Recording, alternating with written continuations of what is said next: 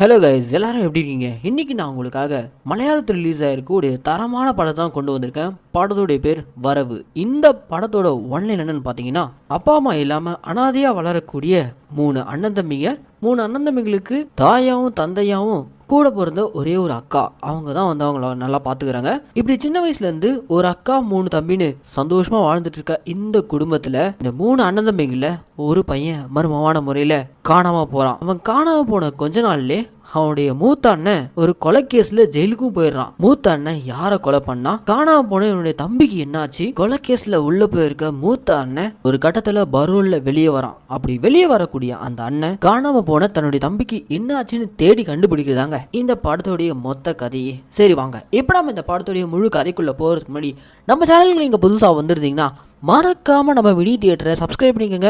உங்களுக்கு இந்த வீடியோ பிடிச்சிருந்துச்சுன்னா அந்த லைக்கே கமெண்ட் ஷேர். லைக் பண்ணும்போது கமெண்ட் செக்ஷனில் ஹைப்ன்ற ஒரு ஆப்ஷன் வரும். அந்த ஹைப்பிங் கிளிக் பண்ணிக்கிட்டிங்கன்னா நம்ம சேனலில் போடக்கூடிய வீடியோக்கள் வெகுஜன மக்களுக்கு போய் சேரும். ஸோ மறக்காம ஹைப்பிங் கிளிக் பண்ணிக்கோங்க.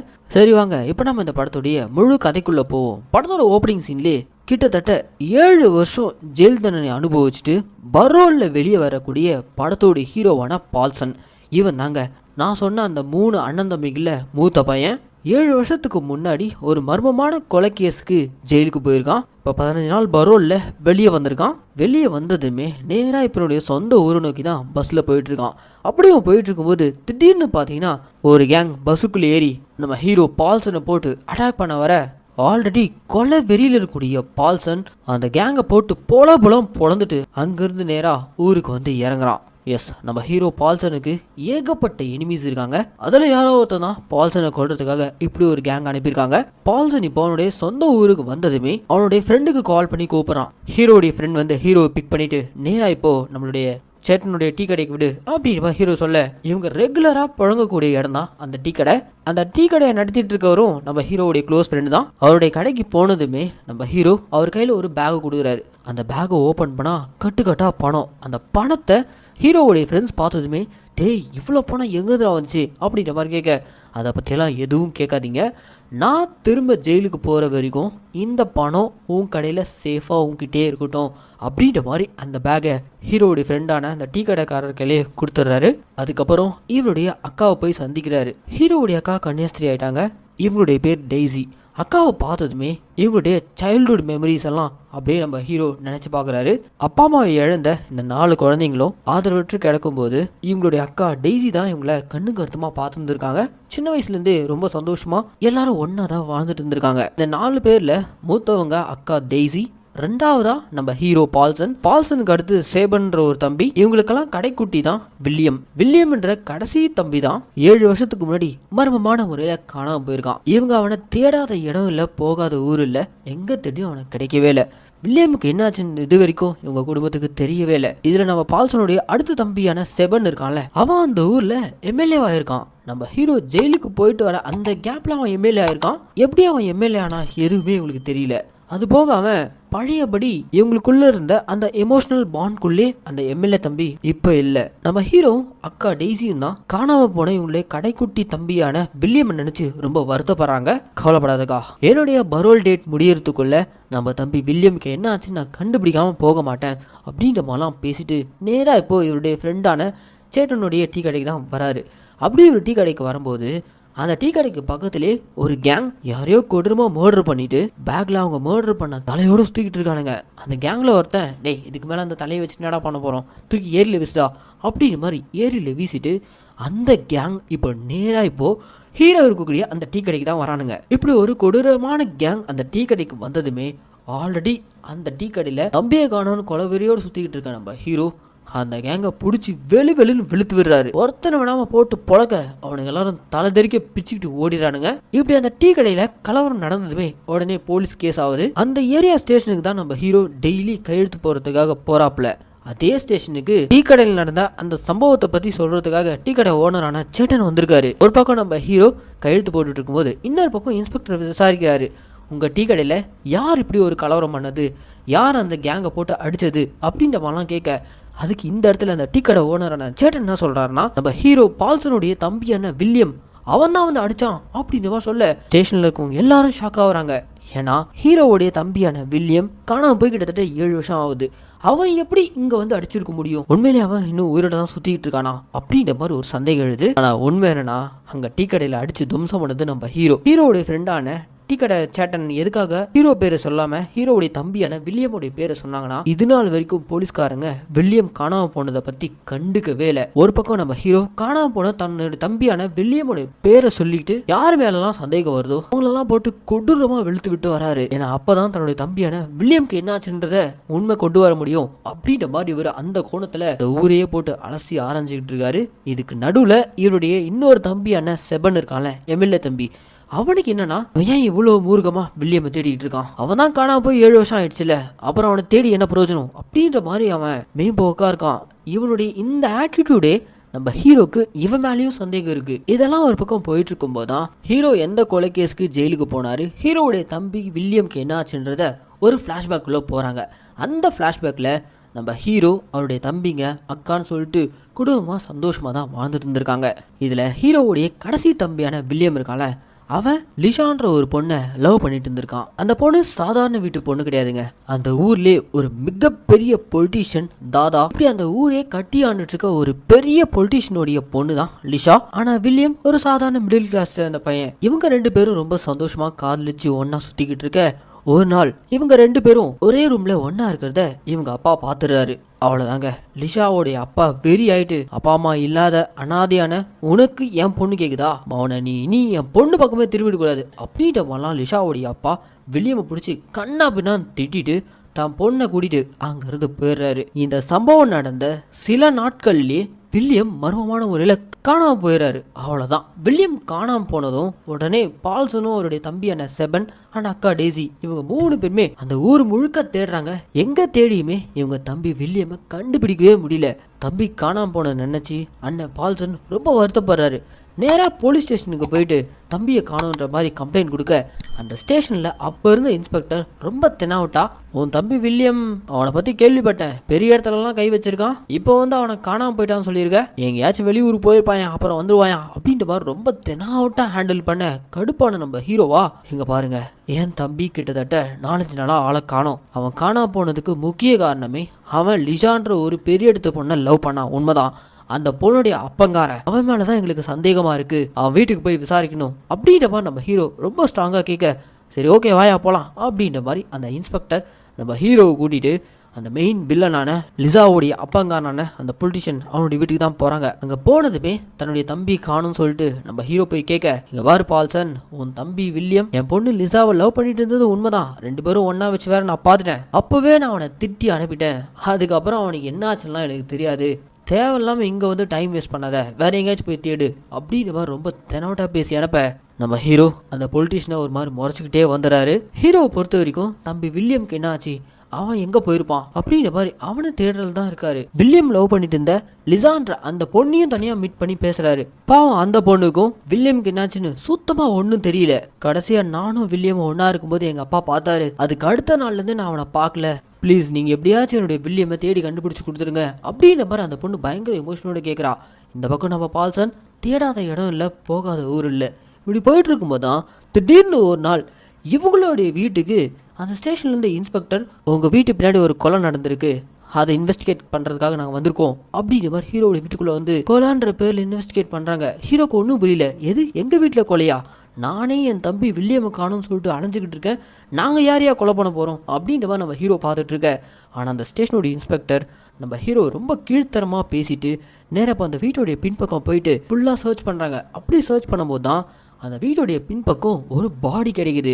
அந்த பாடி எடுத்துகிட்டு போகும்போது ஊரே சுற்றி நின்று வேடிக்கை பார்க்குது. அந்த வீட்டுக்கு இன்வெஸ்டிகேட் பண்ண வந்த இந்த இன்ஸ்பெக்டர் இருக்கான்ல, அவன் நம்ம ஹீரோவை, உன் வீட்டு பின்னாடி தான் இந்த பாடி கிடைச்சிருக்கு, நீ தான் இந்த கொலையை பண்ணியிருக்க, வா ஸ்டேஷனுக்கு போகலாம் அப்படின்ற மாதிரி ஹீரோவை அரெஸ்ட் பண்ணி கூப்பிட்டு போகிறாங்க. அவ்வளோதான், இந்த கொலை கேஸில் அரெஸ்ட் ஆன நம்ம ஹீரோ இந்த கேஸில் ஹீரோக்கு எதிராக ஒரு நபர் வந்து சாட்சி சொல்கிறாரு, இவர் தான் அந்த கொலையை பண்ணார் அப்படின்ற மாதிரி.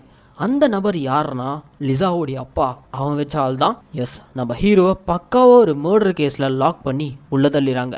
எந்த தப்புமே பண்ணாத நம்ம ஹீரோ மேலே ஒரு கொலை கேஸை போட்டு கிட்டத்தட்ட 7 வருஷமாக ஜெயிலில் வச்சுருந்துருக்காங்க. ஜெயிலுக்குள்ளே இருந்த நம்ம ஹீரோக்குள்ளே ஓடிட்டு இருக்க ஒரே விஷயம் தன்னுடைய தம்பி வில்லியம், அவனை ஏதோ பண்ணிட்டானுங்க, அதுக்காக தான் தான் மேலே இப்படி ஒரு பழியை போட்டு ஜெயிலுக்கும் அனுப்பிட்டானுங்க. இதெல்லாம் யார் பண்ணுறா, எதுக்காக பண்ணுறான்னு கண்டுபிடிக்காம விடமாட்டேன்ற மாதிரி கொலவெறியோடு நம்ம ஹீரோ பரோலில் வெளியே வந்திருக்காரு. அப்படி வெளியே வந்ததும் காணாமல் போன தன்னோட தம்பியான வில்லியம் அவருடைய பேர்லே பல கிரைம்ஸை அந்த ஊர் முழுக்க பண்ணிட்டு இருக்காரு. அப்போதான் தானா உண்மை வெளியே வரும்ன்ற மாதிரி நம்ம ஹீரோ இதெல்லாம் பண்ணிட்டு இருக்காரு. இதெல்லாம் ஒரு பக்கம் போயிட்டு இருக்க, இன்னொரு பக்கம் ஹீரோவுடைய அக்காவான டெய்ஸி இருக்காங்களே, அவங்க வீட்டில் தனியாக ஹீரோ இல்லாத சமயமாக பார்த்து ஹீரோவை கொலைக்கேஸில் உள்ள தள்ள அந்த கொடூரமான இன்ஸ்பெக்டர் இருக்காங்க, அவன் அவங்க வீட்டுக்கு போயிட்டு டெய்ஸியை போட்டு அடித்து டார்ச்சர் பண்ணி உன் தம்பி பால்சன் கொண்டு வந்த பேக் எங்க அப்படின்ற மாதிரி அந்த பண பேக்கை பற்றி தான் விசாரிச்சுட்டு இருந்திருக்கான். எனக்கு அதை பற்றியெல்லாம் எதுவும் தெரியாது அப்படின்ற மாதிரி டெய்ஸி எவ்வளோ எடுத்து சொல்லியிருக்காங்க. ஆனால் ஒரு லேடின்னு கூட பார்க்காம இந்த இன்ஸ்பெக்டர் கொடூரமாக தாக்கிட்டு போயிட்டான்.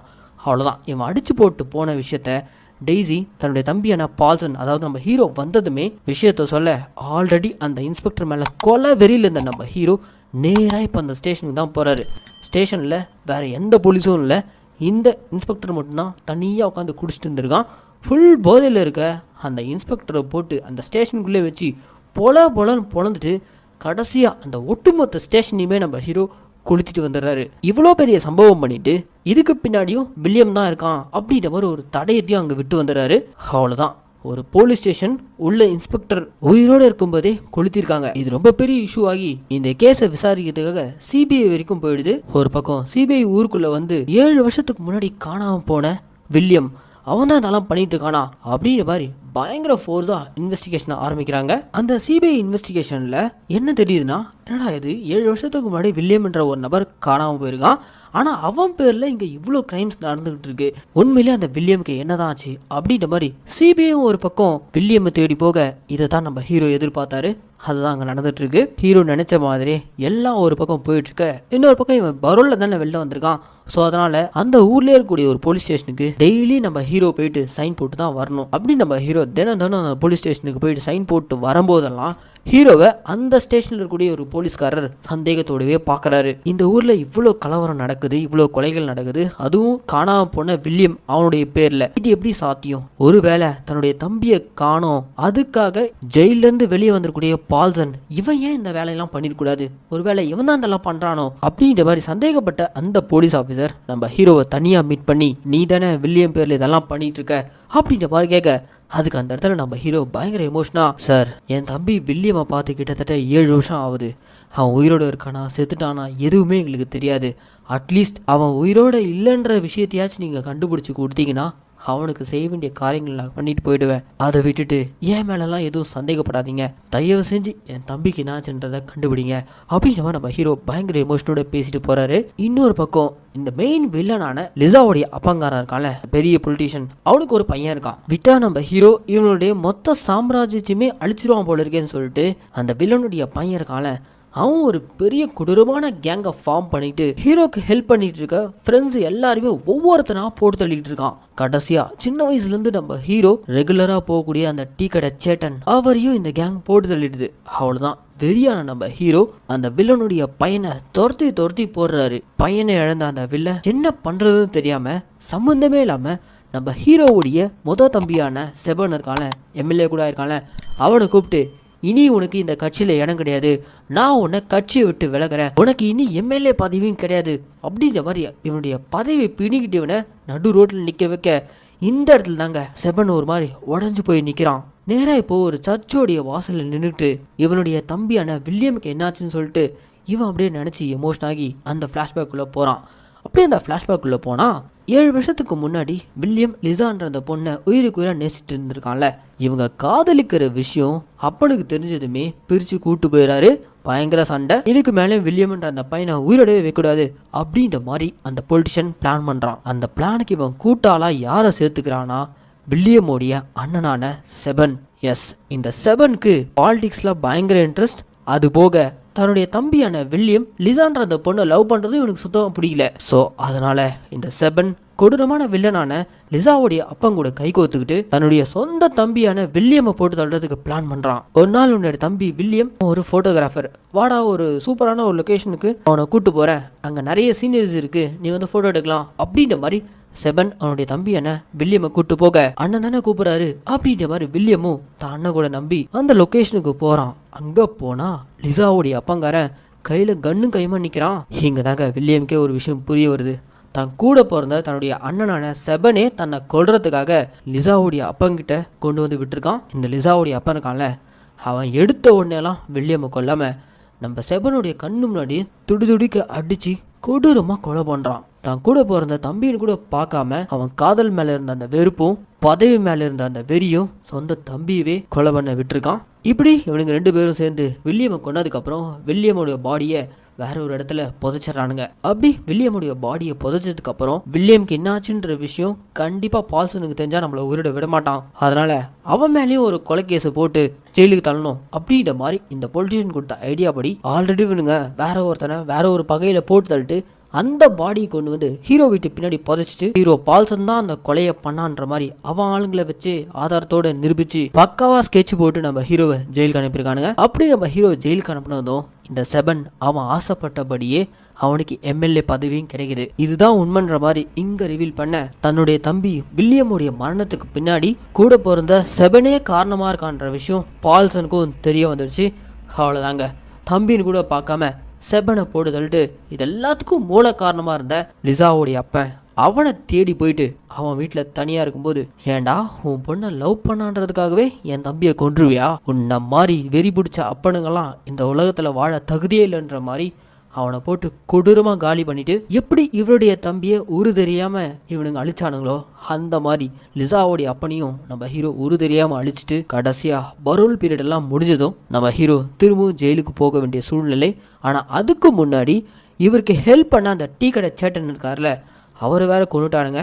அவருக்கு ஒரு குழந்தை இருக்கு. அந்த குழந்தைய ஒரு வீட்டில் சேஃபாக கொடுத்துட்டு கூடவே ஒரு பேக்கையும் கொடுக்குறாரு. அந்த பேக் முழுக்க கட்டுக்கட்டாக பணம் இருந்துச்சுல, எஸ் அந்த பணம் இந்த குழந்தையோட வளர்ப்புக்கு யூஸ் ஆகுன்ற மாதிரி அவங்க கையிலேயே ஒப்படைச்சிட்டு நம்ம ஹீரோ திரும்பவும் ஜெயிலுக்கு போகிறாரு. அப்படியே இந்த படத்தையும் முடிக்கிறாங்க. ஏன்னா மக்களே, இந்த வரவுன்ற படத்துக்கு நான் கொடுத்த வாய்ஸ் ஓவர் கண்டிப்பாக உங்களுக்கு பிடிச்சிருக்குன்னு நான் நம்புகிறேன். இதே மாதிரி தொடர்ந்து நம்ம மினி தியேட்டரில் ரிலீஸ் ஆகக்கூடிய படங்களெல்லாம் நீங்கள் பார்க்கணுன்னு ஆசைப்பட்டீங்கன்னா மறக்காமல் நம்ம மினி தியேட்டரை சப்ஸ்கிரைப் பண்ணிக்கோங்க. அன்னைக்கு இந்த வீடியோ பிடிச்சிருந்துச்சுன்னா இந்த லைக்கு கமெண்ட் ஷேர் லைக் பண்ணும்போது கமெண்ட் செக்ஷனில் ஹைப்ன்ற ஒரு ஆப்ஷன் வரும். அந்த ஹைப்பையும் கிளிக் பண்ணிட்டீங்கன்னா நம்ம சேனலில் போடக்கூடிய வீடியோக்கள் வெகுஜன மக்களுக்கு போய் சேரும். ஸோ மறக்காமல் ஹைப்பையும் கிளிக் பண்ணிக்கோங்க. சரி மக்களே, இதே மாதிரி ஒரு சூப்பரான தரமான படத்தோட நான் உங்களை நாளைக்கு வந்து சந்திக்கிறேன். டடா பாய்.